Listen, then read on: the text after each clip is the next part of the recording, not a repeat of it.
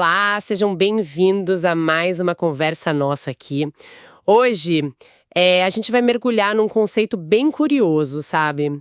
Do capítulo 26 da fonte Kryptonita. É a ideia de um pecado que não é pecado. Parece estranho, né? Um paradoxo. Exato. Mas o texto explica que é tipo uma forma bem sutil de idolatria. Quando coisas boas, coisas que até são bênçãos, acabam virando barreiras espirituais, as tais criptonitas. Ah, sim. Aquilo que nos enfraquece espiritualmente, mesmo não sendo ruim em si. Isso.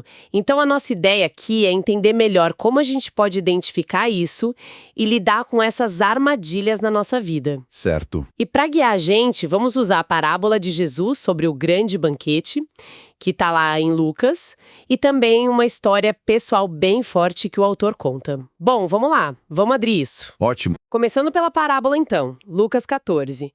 Um homem resolve fazer um banquete enorme, convida um monte de gente. Tudo preparado, tá na hora da festa, só que aí os convidados começam a mandar recado, um por um, dizendo que não podem ir. E a palavra que o texto destaca aí é justamente desculpas.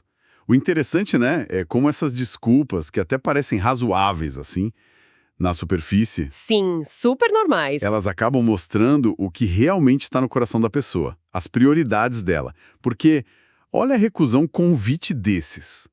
Mostra que tinha outra coisa mais importante naquele momento, né? A desculpa meio que expõe onde está o foco da pessoa. Totalmente. E as desculpas que eles dão são de coisas assim, do dia a dia, até coisas boas. O primeiro fala algo tipo, olha, comprei um terreno, preciso muito ir lá ver agora. Desculpa mesmo. O investimento. Por isso não posso ir. Um motivo super feliz, né? Uma fase nova da vida. Pois é. E aí vem a questão que o próprio autor levanta. Comprar terra, comprar equipamento, casar. Isso é pecado? Óbvio que não. São coisas normais, muitas vezes são até bênçãos na vida. Claro. O problema, esse tal pecado que não é pecado, ele aparece quando essas coisas boas, legítimas, tomam o lugar de Deus na nossa lista de prioridades, sabe? Quando elas ficam mais importantes do que ouvir a voz dele, seguir a direção dele. Ah, entendi. Aí sim, elas viram ídolos, viram a tal criptonita que enfraquece a nossa vida com Deus. Fica claro que essa criptonita, muitas vezes, não é algo escancaradamente mal. É algo bom, que está num lugar errado. E aí a gente acaba recusando o banquete de Deus. Nossa, faz muito sentido. E para deixar isso bem claro, o autor conta uma experiência pessoal dele, bem intensa. Ele conta que na época da universidade, ele teve um encontro muito forte com Jesus.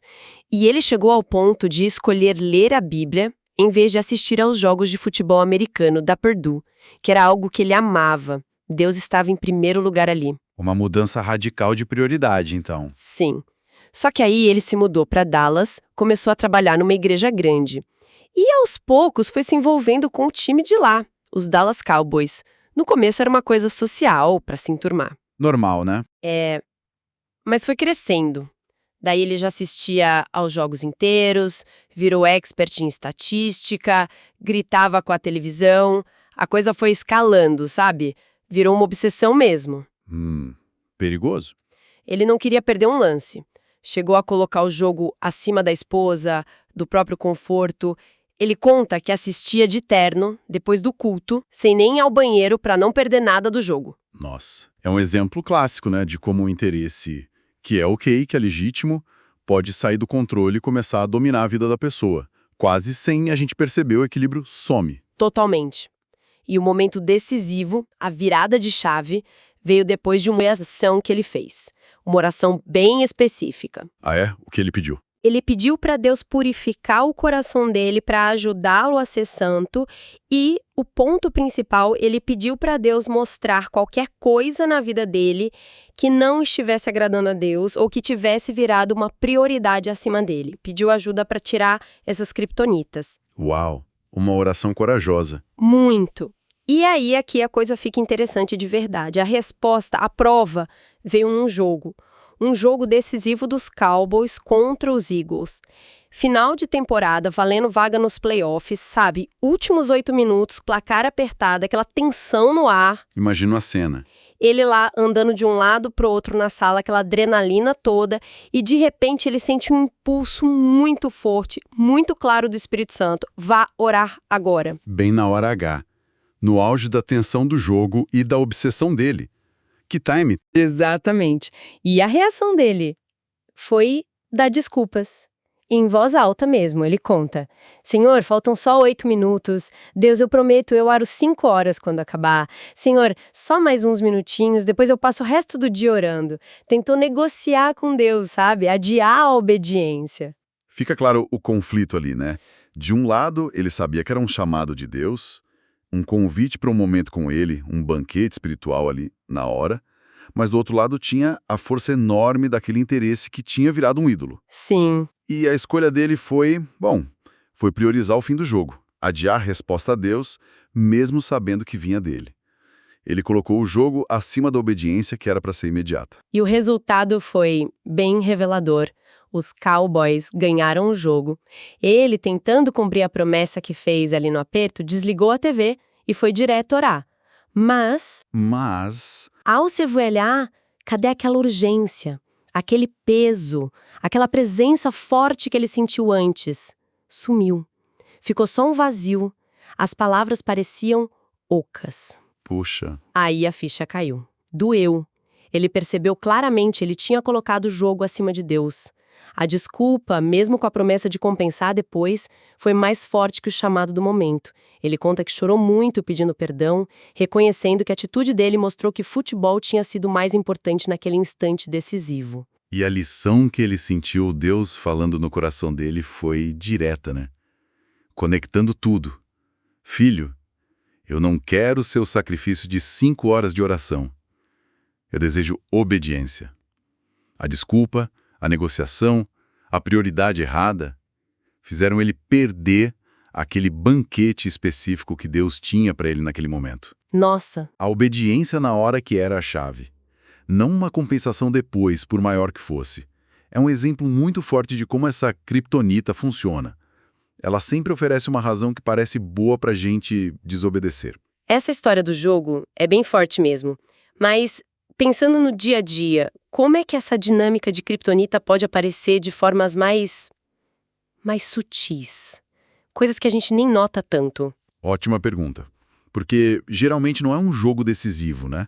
Pode ser, por exemplo, o trabalho, que consome tanto tempo, tanta energia, que não sobra mais espaço para a família ou para buscar a Deus. Uhum. Ou pode ser, sei lá, a busca constante por aprovação em rede social, sabe? Que acaba ditando o nosso humor, o que a gente faz. Ou, olha só, pode ser até mesmo o excesso de atividades na igreja, que vira um fim em si mesmo, em vez de ser um jeito de se conectar com Deus e de servir as pessoas. É verdade. Coisas boas. Exato. São coisas boas, mas que, devagarinho, podem roubar o primeiro lugar no coração. Faz todo sentido. E o autor até cita outros exemplos rápidos disso na vida dele. Uma vez ele foi pegar o cereal de manhã e sentiu Deus pedindo um jejum simples. Só não tomar o café da manhã. Ah, sim. Mas a vontade de comer falou mais alto. E a desculpa veio. Semana que vem eu faço um jejum de 3 dias. Ali ele percebeu que a comida tinha virado um pequeno ídolo naquele momento. Entendi. Uma coisa pequena, mas que revelou a mesma dinâmica. E teve outra com o golfe. Ele era apaixonado pelo esporte, mas a coisa saiu do controle. E Deus pediu para ele doar todo o equipamento de golfe para um outro pastor. Foi um ato de renúncia mesmo, para realinhar as prioridades. E, então, essa questão de algo bom sair do controle não ficou só no futebol, né? Mas essa história do golfe, ela tem uma continuação interessante que o autor conta. Ah, é? Sim. Depois de um tempo sem jogar, Deus acabou restaurando o golfe na vida dele. Ele ganhou equipamento novo de presente, de formas inesperadas. Deus mostrou para ele que o problema não era o golfe em si, mas a posição descontrolada que ele tinha na vida dele. Entendi. Quando voltou para o lugar certo, virou um lazer saudável, uma ferramenta para conectar com pessoas, até para levantar fundos para a obra missionária. Isso reforça muito aquela ideia. O problema raramente é a coisa em si, mas a nossa relação com ela, a prioridade que a gente dá. Isso conecta bem com o que Paulo fala lá em 1 Timóteo, né? Que o autor cita. Deus abundantemente nos dá todas as coisas para delas gozarmos. A ideia de Deus não é tirar as coisas boas da gente, Não mesmo. mas que a gente aproveite com a perspectiva certa, né?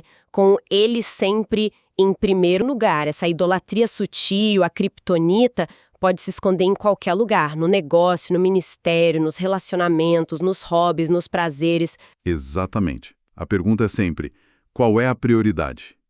O que está no trono do coração? O que decide as nossas escolhas quando tem um conflito entre o que a gente quer ou o que é conveniente e a direção que Deus dá? Voltando lá na parábola para a gente fechar o raciocínio. O final dela é bem forte, né? O dono da casa fica bravo com as desculpas dos primeiros convidados. Fica irado. E aí ele manda o servo buscar rápido os pobres, os aleijados, os cegos, os mancos, para encher a festa. E ele termina dizendo: nenhum daqueles homens que foram convidados provará do meu banquete. É uma consequência bem séria para quem recusou o convite. E trazendo isso para hoje, a aplicação é muito direta. Quando Deus nos convida para algo que quebra a nossa rotina, nossos planos, nossos confortos, talvez um chamado para orar mais, para servir alguém específico, para mudar um hábito, fazer uma renúncia, ele geralmente tem algo melhor em mente.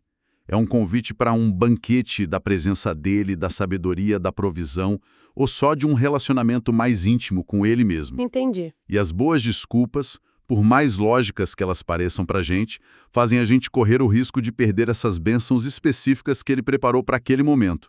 E isso, assim, levanta uma questão importante para quem está ouvindo a gente, né? Que banquete será que a gente pode estar perdendo por causa das nossas criptonitas pessoais? Das nossas prioridades que estão fora do lugar? Então, o que tudo isso quer dizer no final das contas? Quer dizer que a gente precisa ficar muito atento a essas boas desculpas. Aquelas razões que parecem tão justas, mas que lá no fundo servem para a gente colocar outras coisas, mesmo as coisas boas, acima do chamado de Deus, acima da obediência na hora. Exato. Manter Deus como prioridade máxima não é só, tipo, uma regra religiosa. É fundamental para a gente não perder as oportunidades e os banquetes que Ele prepara para a gente. É uma questão de viver a vida plena que Ele oferece. E o material fonte termina com uma sugestão bem prática, que é aquela oração que o próprio autor fez, né? Que começou toda aquela experiência transformadora com o jogo. Pode ser um exercício muito útil para quem sente que talvez precise desse realinhamento. Qual era a oração mesmo? É algo como: Pai, em nome de Jesus, eu peço que o Senhor purifique o meu coração. Eu quero ser santo, separado para Ti. Se tem alguma coisa na minha vida que não te agrada ou que virou prioridade acima de Ti, por favor me mostra, expõe isso e me ajuda a remover. Eu não quero perder nenhum dos Teus banquetes. Forte. E o texto ainda dá uma dica. Se essa oração parecer muito difícil agora, a pessoa pode começar pedindo a Deus um coração disposto a fazer essa oração com sinceridade. E sugere até anotar o que Deus trouxer à mente nesse processo de busca. Bom, para a gente terminar a nossa análise de hoje, fica essa reflexão, então. Será que tem alguma área na sua vida onde algo bom, algo legítimo, talvez até uma bênção que você recebeu, pode estar, assim, sutilmente ocupando o espaço de algo mais profundo? De um chamado específico de Deus ou do seu tempo com Ele? Qual desculpa, por mais razoável que pareça, pode estar te impedindo de sentar à mesa para um banquete que Deus preparou especialmente para este momento? Uma pergunta para levar para casa, né? Exato. Bom, chegamos ao fim dessa nossa exploração de hoje. Esperamos que tenha sido útil para pensar. A gente volta na próxima semana com um novo tema. Que Deus abençoe a todos.